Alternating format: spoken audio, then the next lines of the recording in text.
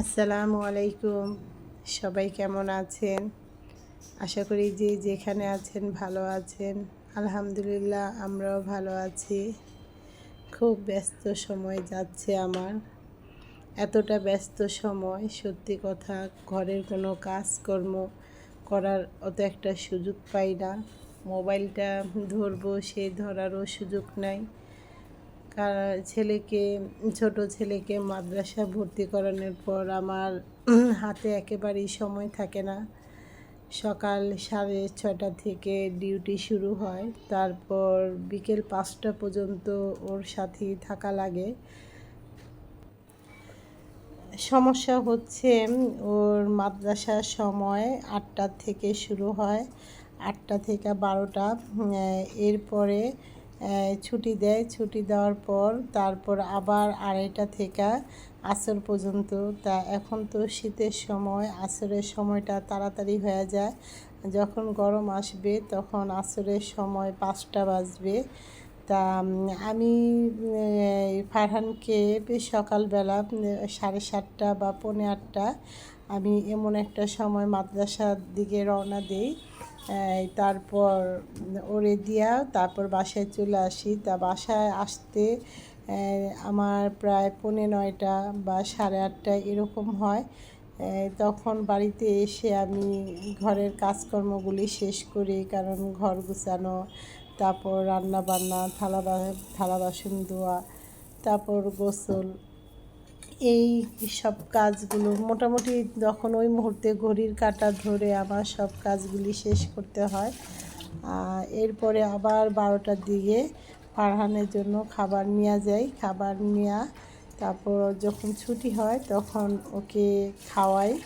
খাওয়ানোর পর ওইখানে আবার 12:30 থেকে ওর একটা প্রাইভেট এই মাদ্রাসার হুজুরের কাছেই পড়তে দিয়েছি। তা ওখানে আবার 2টা পর্যন্ত পড়ায়। এরপর আবার 2:30 থেকে আবার মাদ্রাসা শুরু হয়। তো ওই 12টার পরে আমি মাদ্রাসায় আমার বসে থাকতে হয়, কারণ প্রাইভেটের সময় 1.5 ঘন্টা। এই 1.5 ঘন্টা তো আমার বাড়িতে এসে কোনো লাভ নাই, কারণ আসা যাওয়ার সময় চলে যায়। আবার এরপর গাড়ি ভাড়াটাও বেশি লাগে, ভাড়াটা অনেক পরিমাণে লাগে, কারণ তখন আমার অনেকবার আসা যাওয়া হয়। এরপর আমি 12টা থেকে আসর পর্যন্ত ওইখানে আমি বসে থাকি মাদ্রাসায়। তারপর ওকে নিয়ে বাসায় আসতে প্রায় 4:45 বা 4:30 এই টাইম মতন বাড়িতে আসি। আসার পর ফারহানকে জামা কাপড় চেঞ্জ করে তারপর ওর একটু খাবার টাবার, নাস্তা পানি হালকা পাতলা একটু খাবার খাওয়ায়া এরপরে ওকে আবার নিয়ে যেতে হয় আরেকটা ম্যাডামের কাছে। তা ওই ম্যাডামের ওইখানে ও 5টা থেকে 8টা পর্যন্ত পড়াশোনা করে। তো ওই টাইমটায় আমি বাসায় থাকি। তারপর বাসায় থাকার পর দেখা যায় একটু এখন ঘরের কি বলবো, ঘরে তো টুকিটাকি সব সময় মহিলাদের কাজকর্ম থাকে, নিজেদের কাজ আছে, নামাজ আছে, এইভাবেই আমার সময়টা কাটে। তো এইগুলি করতে করতে দেখা যায় ফারহানকে আবার আনার সময় হয়ে যায়। তখন ফারহানকে বাড়িতে নিয়ে আসি। আনার পর আবার ওকে একটু আলাদাভাবে ও নিজস্ব একটা সময় কাটায়, হয়তো টিভি দেখে, নয়তোবা একটু মোবাইল দেখে। 1 ঘন্টা এরকম একটু করে। এরপর আবার একটু আমি নিজে একটু পড়াইতে বসাই, কারণ আমার এখন প্রতিটা সময়ে ওর পিছনে থাকতে হয়, আমারই সময় দিতে হয়। তা অনেক সময় বিকেলের নাস্তাটা খাওয়াটা আমাদের অনেক কষ্ট হয়ে যায়। বাহিরের খাবার কি বলবো, কখনোই ভালো থাকে না। তাই আমি আজকে কিছু পুরি বানাবো, পুরি ওটা ফ্রোজেন করে রাখবো। তা বিকেলবেলা হইলে বা সন্ধ্যার পরে বাচ্চারা একটু এটা সেটা খেতে চায়। তা ভাবতেছি এখন যখন শুক্র শনি ওদের একটা ছুটি, শনিবার অত একটা ছুটি না, শনিবার তারপর 1.5 ঘন্টা একটা ক্লাস থাকে, বেশি সময় না। তা ধরতে গেলে শুক্র শনি আমি একটু ঘরে থাকতে পারি, কিন্তু সেদিনও আমার অনেক কাজকর্ম থাকে। দেখা যায় সাপ্তাহিক বাজারটা করি। এরপর সাপ্তাহিক বাজার যেগুলি কাঁচা বাজার থাকে সেগুলি করা হয়। তারপর ঘরে একটু রান্না বান্না করা হয়, কারণ শুক্রবারের দিন তো মেহমান তো আছেই, এরপর আবার মেয়ে জামাই, তো এইভাবে রান্নাবান্না রান্নাঘরেই অনেক সময়টা লাগে। তা একা হাতে এত কাজকর্ম করাটা আমার অনেক কষ্ট হয়ে যায়। তাই এখন থেকে ভাবতেছি যে যা কিছুই করব একটু বেশি বেশি করব, কারণ আমার এখন টাটকা খাওয়ার সময়টা নাই যে যখন মন চাইলো তখনই একটা জিনিস হুটহাট করে বানাবো, সেই সময়টা আমি এখন পাই না। এই যে এখন আমি এই জন্য আমি একটু পুরি বানাবো। তা পুরিটা বেশি পরিমাণে অত একটা বানাই নাই, তা আমরা মানুষ কম, বাচ্চারা, হ্যাঁ, তারপরেও হয়েছে, মোটামুটি অনেকটাই হয়েছে। তাই কিছু পুরি আমরা এখন একটু ফ্রোজেন করে রাখবো, আর কিছু পুরি বাচ্চাদেরকে দুইটা দুইটা করে, ওরা দুইজন, তা ওদেরকে ভাইজা দিব। আর পুরিটা ফ্রোজেনটা আমি এই যে এভাবে করতেছি, সবই তো দেখাইলাম ক্যামেরায়। তা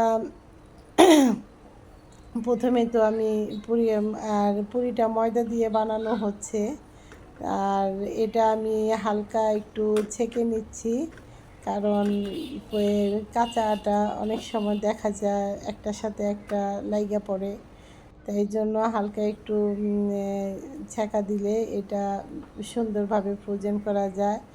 আর এখন আমি বাচ্চাদের জন্য কিছু পুরি ভেজে নেব। আর বাকি পুরিগুলি, সত্যি কথা বলতে আমি কখনো পুরিটা ফ্রোজেন করি নাই। ফ্রোজেন করা পুরিটা খেতে কেমন লাগবে আমি জানি না। তা দেখি অনেকেই তো ফ্রোজেন করে রাখে পুরি, অন্যান্য খাবার ফ্রোজেন করা হয়, কিন্তু পুরিটা এখনও করি নাই। তা আমি এখন ভাবতেছি যে শনিবার আসলে, যখনই আসুক বাচ্চার টিফিনটা, বিকেলে নাস্তাটা, সব কিছু একটু বেশি বেশি করে ফ্রোজেন করে রাখবো, তাইলে আমার জন্য অনেকটা সময় বাঁচবে। আর মাদ্রাসার সময়টা, এই সময়টা নিয়ে অনেক গার্ডিয়ানদের একটু অভিযোগ আছে। তা সবাই আমরা চেষ্টা করতেছি যাতে আমাদের এই 2 টাইমের জায়গায় মাদ্রাসাটা যেন 1 টাইম করে, এই তাহলে আমাদের সবার জন্য ভালো হবে। তা মনে হচ্ছে যে মাদ্রাসার সময়টা চেঞ্জ করতে পারে, দেখা যায় একটা সময়ে আনতে পারে। যখন একটা সময় আসবে তখন আবার হাতে অনেকটা সময় থাকবে, ঘরের কাজ করতে পারবো, বা আমি এই চ্যানেলটাকে একটু সময় দিতে পারবো। কারণ নিজের একটা ভিডিও ছাড়তে গেলেও আমার অনেকটা সময় বের করতে হয়। আর সারাদিন একটু বাহিরে থাকা, ঘরের কাজকর্ম করা, বাজার করা, কাজকর্ম একা হাতে সব কিছু করার পর শরীরটাও অনেক সময় ক্লান্ত হয়ে যায়।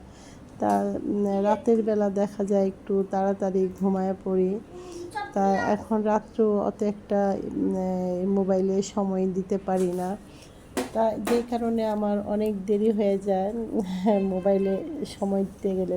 সকালবেলা ঘুম থেকে ওঠা আমার অনেক কষ্ট হয়ে যায়, যে কারণে মোবাইলটা এখন অত একটা মোবাইল ব্যবহার কম করা হয়।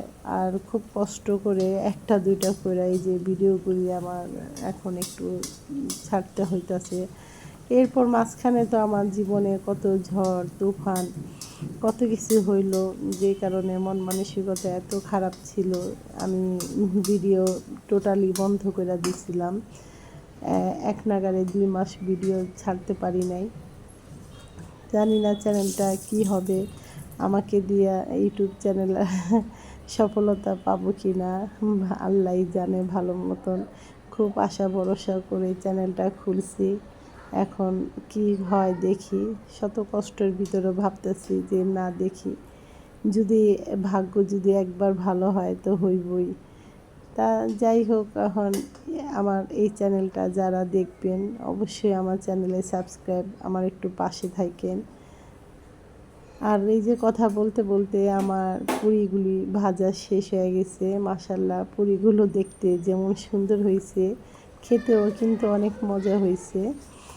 আর প্রত্যেকটা পুরি খুব সুন্দরভাবে ফুলতেছে। এক এক ফোঁটা ডাল বের হয় নাই বা তেলগুলি নষ্ট হয় নাই, খুব সুন্দর হয়েছে পুরিগুলি। তা এই পুরিটা তো এখন মাত্র বানাইলাম, বানায় তারপর ভাজলাম। ফ্রোজেন করা পুরিগুলি কেমন হবে বলতে পারি না, কারণ কখনো ফ্রোজেন করা পুরি বানাই নাই, আবার বলতে গেলে খাইও নাই। কারণ পুরি যখন বানাইতাম তখন ফ্রোজেন তো দূরের কথা, ভাগই পাইতাম না। এখন জানি আমরা মানুষ অল্প। যখন আমি গোলাপবাগ ছিলাম তখন আমাদের মানুষের সংখ্যা অনেক বেশি থাকতো। তখন ওই একা একা পুরি বানাই, যতগুলো পুরি বানাইতাম সবই শেষ হয়ে যেত। আবার অনেকে ঠিক মতন ভাগেও পাইতো না, কারণ গোলাপবাগ আমরা অনেক মানুষ আসছিলাম। আর এই যে আমার পুরিগুলি আমি এভাবে এখন ফ্রোজেন করে রাখছি। এটা হচ্ছে পরের দিন, পুরা শক্ত হয়ে গেছে।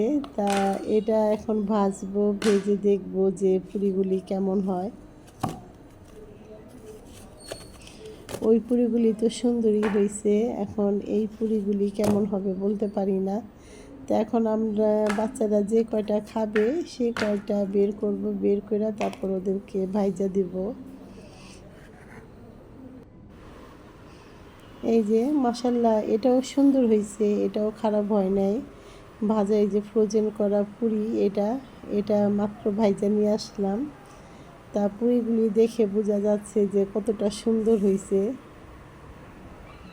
যাক, এখন থেকে যা কিছু করব সবই একটু বেশি বেশি করব আর ফ্রোজেন করে রাখবো।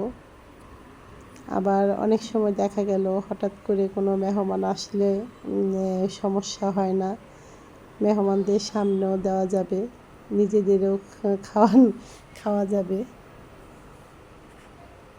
যাই হোক, আজকের মতন এখানেই বিদায় নিচ্ছি।